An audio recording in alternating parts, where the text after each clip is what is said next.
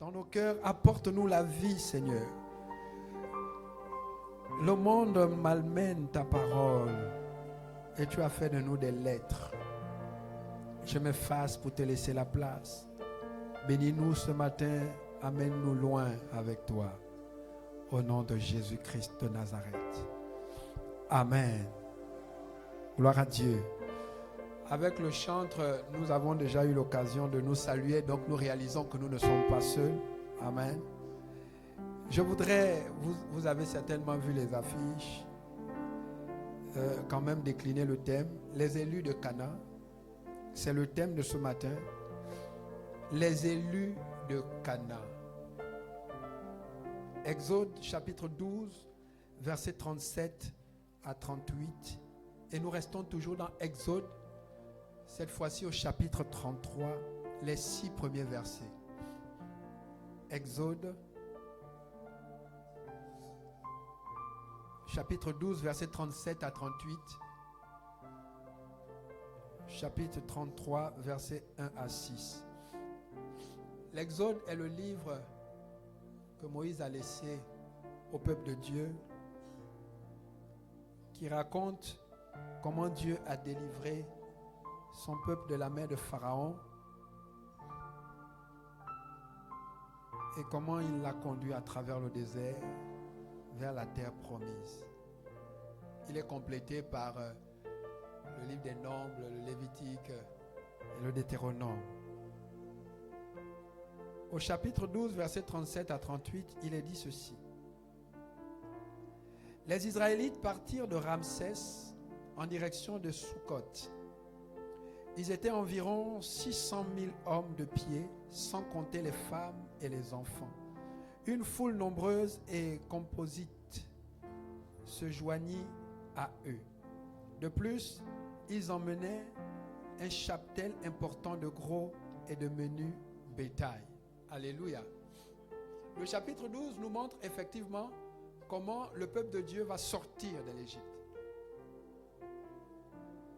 Nous voyons la veille Dieu qui va amener son peuple à préparer la sortie à travers plusieurs rituels. Dis avec moi rituel. Maintenant j'ai envie de te poser une question. Penses-tu que ce mot n'a plus de sens?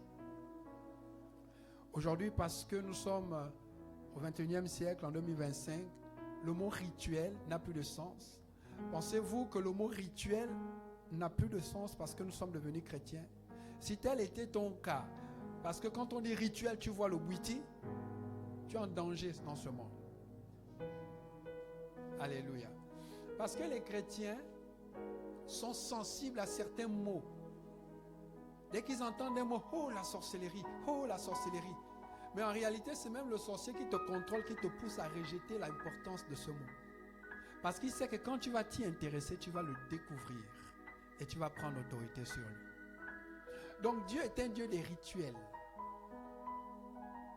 Et la spiritualité marche par des rituels. Paul l'a dit. Ma prédication ne consiste pas en philosophie, mais en rituel. C'est-à-dire en démonstration d'esprit. Quand on parle de démonstration d'esprit, on parle de rituel. Alléluia. Parce que pour guérir un malade, par la foi, il y a un procédé. Je vais imposer la main sur toi. C'est un rituel. Alléluia. Et l'imposition des mains est un des rituels qui a été donné comme héritage à l'Église. C'était une parenthèse. Alors donc, à travers beaucoup de rituels, comme prenez des animaux, vous allez garder pendant tant de jours dans vos maisons, l'animal ne doit pas être malade, ainsi de suite, gardez-le dans votre maison. Chacun prendra soin de l'animal qu'il aura choisi. Parce que cet animal sera mangé la veille du départ. Si l'animal est trop gros pour la famille, alors invitez d'autres personnes qui n'ont pas de moyens pour s'acheter un animal à passer cette nuit-là avec vous dans votre maison. Avec le sang de cet animal, vous allez oindre les poteaux et les linteaux de vos maisons. Parce que la maison qui n'aura pas le sang, quand l'esprit de la mort, là encore on va s'arrêter. est-ce que c'est l'esprit de la mort ou un esprit qui vient affliger les gens? Parce qu'aujourd'hui, on parle de l'esprit de la mort et on combat l'esprit de mort. Mais vous voyez, cet esprit vient pour tuer les premiers-nés, mais il vient de Dieu. On peut l'appeler esprit de mort. Je vous ai dit que le diable a eu le temps majestueux de recruter dans chaque ordre angélique des anges avec lui. Donc aussi vrai que vous trouvez un esprit de mort chez le diable, il y en a aussi chez Dieu.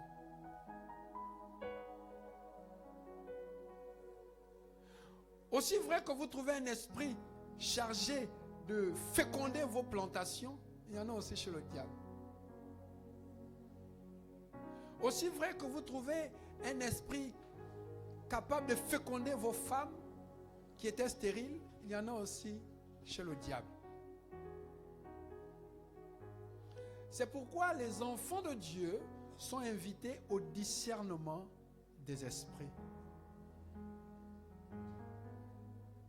Et une des choses, moi je l'ai toujours dit, qui est compliquée avec le don du discernement des esprits, c'est que c'est un don qui ne peut se développer que par la quantité et la qualité de la parole que tu as d'abord en toi. Donc c'est un don qui exige des temps personnels de méditation. Si tu ne médites pas la parole, tu ne sauras jamais discerner. On ne discerne que ce qu'on connaît. Si je peux dire que ceci est bleu et ça c'est blanc, c'est parce que j'ai les notions de bleu et de blanc au préalable. Maintenant, si moi je compte sur le Saint-Esprit pour venir me dire, regarde, regarde, regarde. Le diable aussi peut venir me dire, regarde, regarde. C'est pourquoi quand les gens sont venus demander à Jésus, sous quelle autorité enseignes-tu? Parce qu'ils voulaient discerner. Par rapport à la réponse de Jésus, si Jésus venait de Dieu ou du diable. En confrontant la réponse de Jésus à quoi? Au texte sacré, les prophètes et Moïse. Mais Jésus ne leur donne pas ce plaisir. Il leur dit, je vous répondrai si vous me donnez aussi une réponse à ma question. De qui Jean-Baptiste a-t-il reçu l'autorité? Et là, ils sont bloqués. Vous comprenez? Donc, il fallait garder justement cet animal, cet agneau, ce taureau dans la maison. C'est le symbole du Christ. Il y a des réalités, si vous les ignorez, vous ne sortirez jamais de l'Égypte. Celui qui n'était pas capable de prendre soin de son animal, et au soir où il fallait immoler l'animal pour le manger, l'animal était chétif, malade. Lui, il devait manger parce que Moïse ne passait pas dans les maisons pour venir vérifier avant qu'on ne tue l'animal. Mais le sang d'un animal chétif n'est pas pareil à celui d'un animal en forme. Donc c'est la qualité du sang que tu devais mettre sur tes linteaux qui devait déterminer le type ou le niveau de santé de l'animal. Et si le sang laissait entrevoir que l'animal a été maltraité, même si toi tu avais bien mangé, rassasié, l'esprit de mort tuait tout le monde dans la maison. Parce que le sang n'était pas digne d'empêcher la frappe de cet esprit. Pourquoi? Parce que ceux qui avaient cet animal n'ont pas pris soin de respecter les ordonnances que Moïse avait données. Il y avait un type d'herbe qu'il fallait donner à cet animal. Il ne s'agit pas pour nous de dire le sang de Jésus. Ce sang peut être faible par rapport à la manière avec laquelle nous entretenons le Christ en nous. Si le Christ en nous est maltraité, le sang que nous proclamons dans nos prières est vide de puissance. Il ne saurait être pour nous un bouclier. C'est pourquoi tu peux crier le sang de Jésus, mais le fusil nocturne t'atteint. C'est pourquoi tu peux dire le nom de Jésus, mais le sorcier t'étrangle.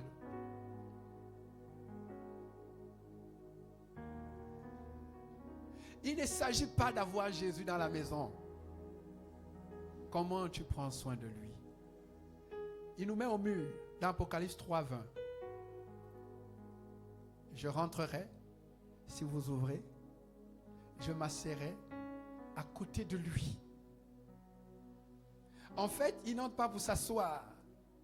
Il entre pour s'asseoir à côté de nous. Pas pour papoter, pour souper. Est-ce que Jésus est gourmand? Vous savez, quand on parle de souper, c'est le moment où la famille est assise et partage des secrets. En fait, il veut partager avec nous notre vie. Pendant que nous le nourrissons par notre foi. Car il est le consommateur de la foi.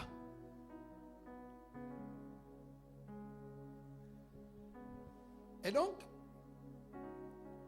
ils ont complètement obéi à Moïse. Ils ont mangé. Ils ont appliqué le sang. Personne n'est mort. Mais comment ils mangeaient? Prêts à partir. Avec le bâton à la main et les sandales aux pieds. Ce sont ces dernières sandales-là qui sont rentrées avec eux à Cana.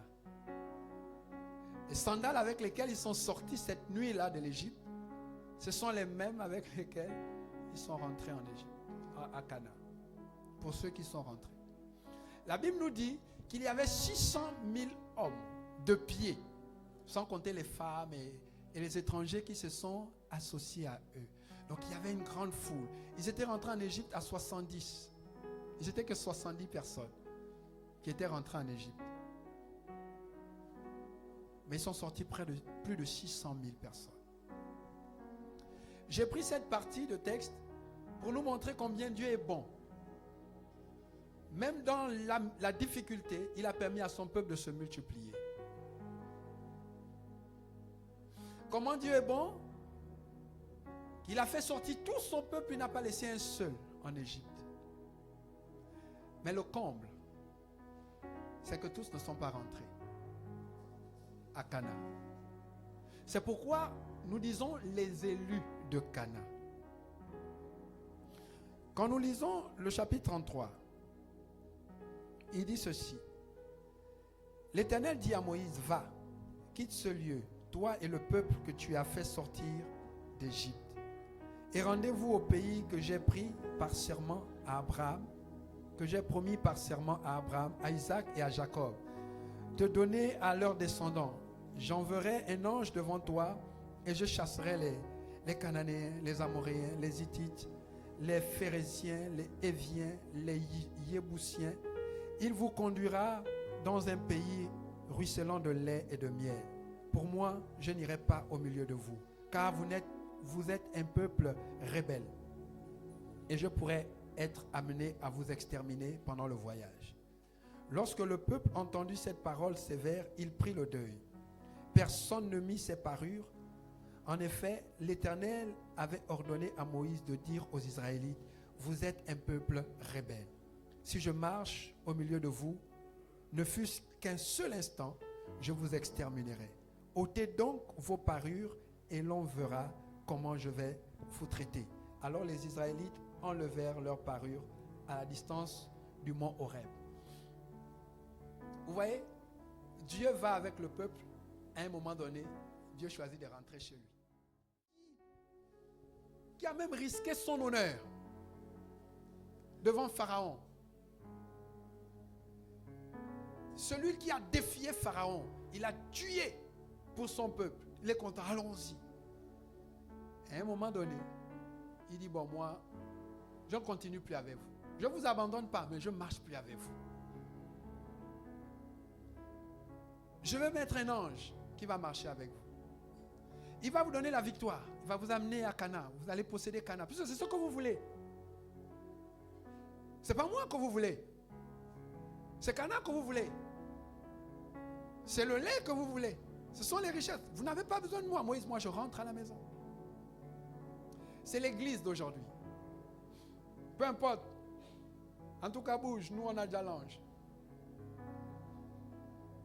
Moïse dit, ne faites pas ça. Laisse-nous le gars bouger. D'abord, qu'est-ce que nous prouve qu'il a dit ça? C'est toi qui viens nous dire ça. Alléluia. Et aujourd'hui, c'est ça l'église. Nous voulons juste que les Cananéens soient écartés. Que les Éviens soient écartés, que les Hittites soient exterminés. Nous voulons juste Cana. Nous ne voulons pas Dieu. Qu'il retourne chez lui, qu'il aille dans son royaume là-bas. Mets-nous un ange. On veut un pasteur qui est oint. Le reste, on s'en fout. Qu'on médite, on ne médite pas. Notre Père spirituel a l'onction. Moi, je me mets sous son manteau. Je pêche ou je ne pêche pas. J'appelle le manteau, c'est dedans. Et on est dans les principes des manteaux. Peu importe. Et quand on sent que Dieu est un peu trop sérieux, on fait la comédie, on enlève les parures extérieures. Ce peuple a dit, oh Dieu, toi aussi. Toi aussi on t'aime. Ils ont enlevé les parures. Moïse, attends, pourquoi Dieu fait comme ça? Ils ont enlevé les parures. Ce peuple-là a enlevé les parures. Le conformisme. Pour se conformer, afin que Dieu change d'avis. Non, marche avec nous. Et aujourd'hui, on se rend compte que le même peuple qui a enlevé les parures, et qui a fait semblant de se repentir, tous sont morts au désert. Mordus par les serpents. Parce qu'en réalité, ils ne s'étaient pas repentis. Nous avons souvent organisé des cultes ici où des parures sont tombées, où des gens ont pleuré. Seigneur, je ne veux plus.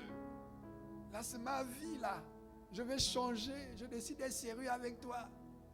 Et donc, quand on met les pieds à Kingele, on devient pire qu'avant. Mais l'homme ne peut pas tromper Dieu. Dieu a dit, je ne viens plus.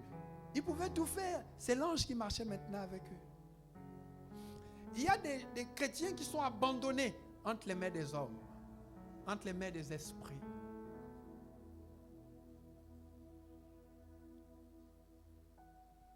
Et Dieu ne s'occupe plus de leur vie.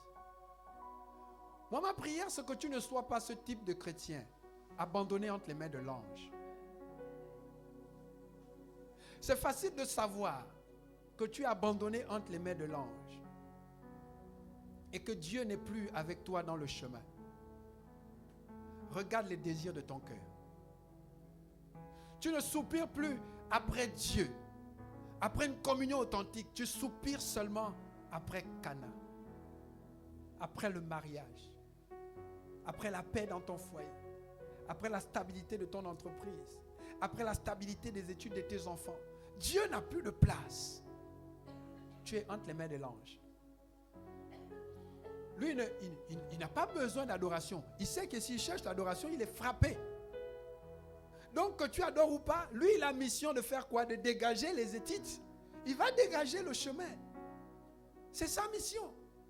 Que tu adores ou pas, lui, il dégage le chemin.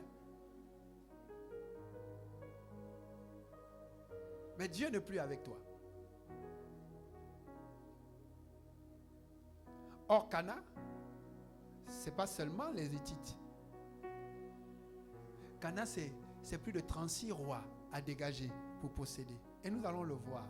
Parce que ça, c'est une série que le Seigneur m'a permis d'écrire. Alléluia.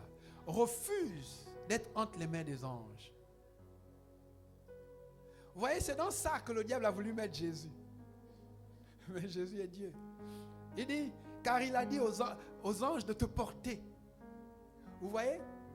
Il prend le psaume 91 et il tord l'écriture pour amener Jésus à s'abandonner entre les mains des anges et se détourner de Dieu. Jette-toi du haut de cette montagne, car il est écrit qu'il ordonnera aux anges de te porter. Et donc si Jésus obéit, Jésus choisit d'aller. Parce que les anges vont le porter. Jésus ne va pas mourir. Mais tout son ministère terrestre sera sous la conduite des anges et non sous la conduite de Dieu. Or, un ange peut être rappelé au quartier général. Mais personne ne peut rappeler Dieu au quartier général. Donc, si tu es le meilleur ami des anges et non de Dieu, un jour tu peux te retrouver abandonné au désert parce que l'ange a été rappelé par son général. C'est pourquoi tout peut aller bien à un moment donné dans ta vie, après, paf, tout va mal. Parce que le miracle que l'ange a reçu d'accomplir en ta faveur n'est pas là pour endurcir ton cœur, mais pour te ramener à l'adoration. Mais si Dieu constate que malgré tout ce qu'il fait dans ta vie pour t'aider à revenir, tu t'endurcis, tu te glorifies dans ta position, il rappelle son ange. Ou il demande à l'ange de lever l'épée, comme il avait fait contre David. Lorsque David a décidé de dénombrer le peuple, Dieu lui a dit, petit David, derrière les moutons, hier, même ton père ne te connaissait pas. Ton père, tu habites dans sa maison, il ne te connaissait pas, il n'avait pas égard à toi, tu n'étais rien du tout. Maintenant, moi, l'Éternel, je te donnais la royauté, tu n'avais rien, et tu décides, alors que j'ai dit de ne pas dénombrer mon peuple, toi, tu décides de le compter pour savoir il y a combien d'habitants à Juda, il y a combien d'habitants. Tu es qui, David? Il dit, oh, excuse-moi, Seigneur. Il dit, non, le prophète t'a parlé avant, mais tu l'as fait. Alors choisis. Ou tu résistes avec moi, ou j'extermine le peuple.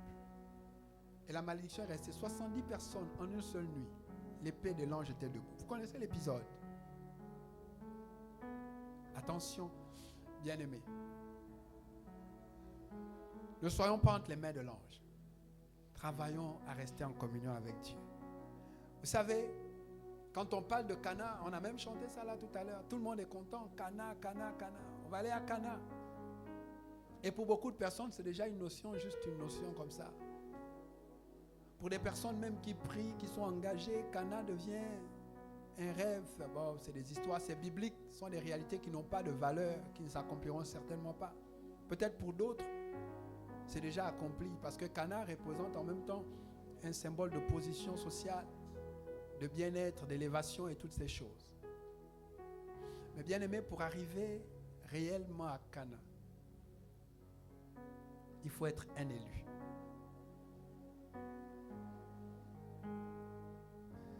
Il faut être un élu. Si tu n'es pas un élu, tu peux avoir l'impression d'être à Cana. Tu peux avoir l'impression de vivre à Cana. Mais en réalité, tu es encore sur le désert. Tu es encore au désert. Alléluia. Parce que quand Dieu décide d'affecter l'ange, ils sont bel et bien au désert. C'est Josué qui possède Cana. Ce n'est pas Moïse. Hein?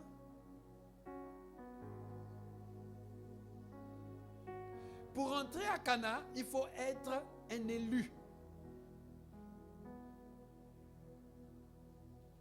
D'ailleurs, la Bible dit dans Matthieu chapitre 22, au verset 14, beaucoup sont appelés, mais peu sont élus. Dans la version Le Semeur, il dit, car beaucoup sont invités, mais ceux qui sont élus sont peu nombreux. Lui second dit, car il y a beaucoup d'appelés, mais peu d'élus. Matthieu 22, 14. Alors, qui sont ces élus? Est-ce que toi, tu fais partie de ce groupe? Est-ce que tu peux dire, oui, moi, je suis élu. Moi, je suis héritier de Cana, je suis élu pour Cana. Donc, je posséderai Cana. Et si j'y suis déjà, personne ne me chassera de mon territoire. Est-ce que tu fais partie de ce groupe? Alléluia. Avant de te donner des critères qui vont te permettre d'identifier si tu fais partie de ce groupe, je voudrais quand même faire un petit rappel sur quelques approches de Cana. Vous savez, Cana est paradoxal. Hein? La notion de Cana est paradoxale. C'est une notion vraiment très paradoxale. Quand on parle de Cana, on entend directement le lieu où ruisselle le lait et le miel. Donc on voit le lieu de prospérité. Mais en réalité, si on tient compte de l'influence du nom sur les personnes, sur des choses et sur des lieux, Cana, en réalité, renvoie à la malédiction.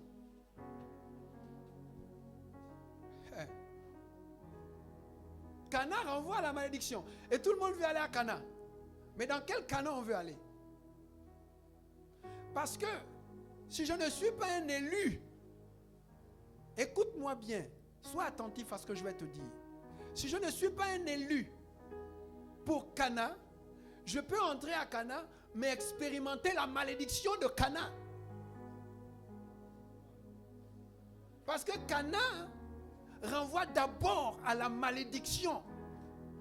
Maintenant, ce sont les élus qui entrent et possèdent la bénédiction de Cana. Donc, tu peux être dans Cana en train d'expérimenter la puissance du nom Cana. Au lieu de bénéficier des richesses de Cana, toi, tu seras sous l'influence du nom Cana. Quelqu'un comprend ce que je suis en train de dire? Quand on parle de quelque chose, il faut tenir compte du nom de la chose. Parce que les chrétiens, c'est j'irai à Cana là où coule le lait et le miel, mais tu es même à Cana, sauf que à Cana, tu es malheureux. Tu es pauvre, tu es triste. Pourquoi? Parce que tu es sous l'influence du nom Cana, de la réalité Cana, en tant que nom, et non de la réalité Cana en tant que bénédiction, lieu de bénédiction. Or, Cana n'est bénédiction que pour un groupe de personnes. Cana n'est pas bénédiction pour tout le monde. Cana est bénédiction pour un groupe de personnes.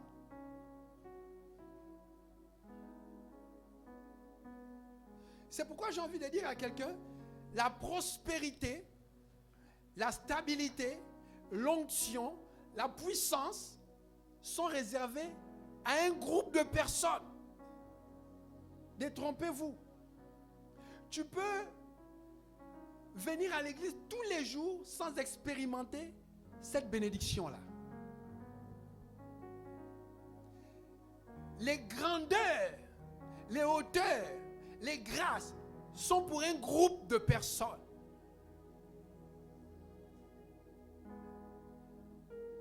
Oh.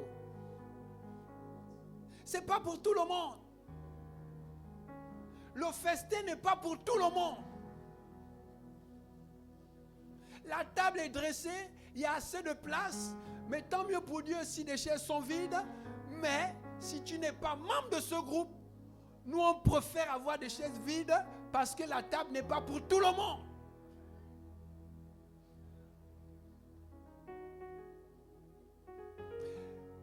Le monsieur du texte de Matthieu 22, qu'on a foutu dehors, il était assis déjà. On est allé prendre les gens dans les places. Le patron a dit, allez-y chercher les gens dans les places. Qu'ils viennent, le festin est prêt. Ils sont allés, ils ont cherché les gens dans les places avec le même message pour tout le monde. Les autres se sont habillés convenablement pour le festin. Et lui, il est venu avec les habits haillons, les haillons, tout ça. Et quand le maître de la cérémonie arrive, il lui dit, mon ami, oh moi j'aime bien, le monsieur est très bien éduqué. Il dit pas ouais, comme mes beaux-parents. Il dit, mon ami, comment es-tu entré ici? Tu n'échapperas pas au tri. Il n'y aura pas de camouflage. On peut se cacher des hommes, mais on ne se cache pas de Dieu. Tu peux t'asseoir au milieu de nous, mais sans manger notre repas. Comment es-tu entré, mon ami? Oh, comment ça? Mais tu as envoyé les gens nous chercher, non? Non, mais regarde comment tu es habillé. Et là, il voit son voisin qui veillait avec lui au carrefour au moment où on a appelé tout le monde. Il voit le voisin convenablement habillé d'ivoire. Tu allais te changer à quel moment? Il dit, toi tu penses que tu veux venir chez le roi comme tu es là aussi. Mais tu ne m'as pas dit qu'on a dit de se changer. On ne va pas tout dire. Tu ne m'as pas dit qu'on a dit de se changer. Quand ils ont parlé, tu as entendu changer vous dedans. Ils ont dit le roi vous invite. Et quand le roi t'appelle, il y a une tenue. Oh mais moi je ne savais pas. Mon petit, sors, on est en tête. Va là-bas, laisse-nous. La Bible dit, jetez-le dans les ténèbres du dehors. Je veux l'onction. Je veux la grandeur. C'est pour un groupe. Les gens qui savent venir vers le roi. Quelqu'un comprend? Cana est paradoxal. Souvenez-vous dans le livre de la Genèse, chapitre 9, le verset 25 à 26. La Bible nous dit ceci. Et il dit, maudit soit Cana, qu'il soit l'esclave des esclaves de ses frères. Maudit soit Cana, qu'il soit l'esclave des esclaves de ses frères. Et il poursuit en disant, il dit encore, béni soit l'Éternel, le Dieu de Sem, et que Cana soit leur esclave. Cana est donc l'esclave de Sem. Donc le territoire de Cana est un territoire qui appartient spirituellement à Sem et ses descendants. Mais de façon héréditaire, par le sang, le territoire de Cana appartient aux Cananéens et à toutes ces personnes. D'accord? Vous pouvez hériter d'une maison de votre parent, mais spirituellement, cette maison a été donnée à quelqu'un d'autre. Et au moment où cette personne voudra la récupérer, elle la récupérera. Il y a des gens qui ont hérité des parents qui ont bien travaillé dans ce monde. Mais il faut les voir dehors. Comment ils sont malheureux. Tu dis, ah mais ça c'était l'enfant de... Il est malheureux. Pourquoi? Parce que cet héritage ne leur revenait pas. Spirituellement, c'était pour quelqu'un d'autre. C'est pourquoi avant de faire le malin avec les biens de ce monde, sois-en sûr que tu en es héritier spirituellement. Je parle de spiritualité à quelqu'un là. Il y a des gens qui ont commencé. Quand vous les voyez jouer au foot, moi j'ai connu des gars, quand vous les voyez jouer au foot, héritier de son père est footballeur. Quand il pousse le ballon, vous allez dire, ah, lui là il va être dépassé son père. Mais quelques années plus tard, même dribbler il ne peut plus. Ah, lui qui jouait bien. Où est le talent là est passé où? Il n'en était pas spirituellement héritier. Mais dans le sang, il avait cet héritage. Mais spirituellement, il n'en était pas bénéficiaire. Tu peux être né d'un père, professeur titulaire. Dans le sang, tu as l'intelligence de ton père. Mais spirituellement, tu n'en es pas héritier. C'est pourquoi vous pouvez voir un homme, il est agrégé, il est recteur, tous ses enfants sont ma poule. Et lui-même, il ne comprend pas que, oh, mais pourtant, moi, je ne suis pas à la loge, mes enfants. Parce que l'héritage que tu as ne doit pas être accordé à tes enfants. Et quand on ne comprend pas ça, on vient, on danse, alléluia, il guérit les malades. Lui, il n'a pas de problème, il guérit les malades. Mais est-ce qu'on comprend que tu peux vivre tous les exploits du monde et tes enfants seront les plus malheureux? Que tu peux construire tout à tes enfants et puis après toi, tout s'est détruit ou on le leur arrache dans une simple réunion de famille? Ou même le tribunal ne peut rien dire alors que tout est là, juridiquement ils ont raison. Parce que spirituellement, ça ne leur appartient plus. Cana était le territoire des Cananéens.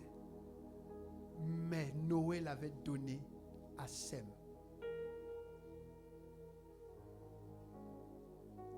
Donc toi tu rentres dans quel Cana? Dans le Cana qui est l'héritage des Cananéens ou bien dans le Cana qui est l'héritage des Sem? Si tu rentres dans le Cana qui est l'héritage des Cananéens, tu n'auras rien. Tu vas travailler à vie fatigué. Parce qu'en fait, le sang qui coule dans tes veines, ce n'est pas le sang de Cana. Mais toi, tu peux posséder Cana par Sem à travers Abraham. C'est pourquoi nous rentrons dans l'héritage par la foi. Parce qu'Abraham était un sémite. Et Jésus descend d'Abraham. Et les chrétiens descendent de Jésus. Donc, si tu veux posséder le Cana, ce n'est pas le Cana de l'héritage sanguin, c'est le Cana de l'héritage spirituel. Donc, tu dois t'aligner aux valeurs et aux exigences de la foi. Sinon, ça ne marche pas.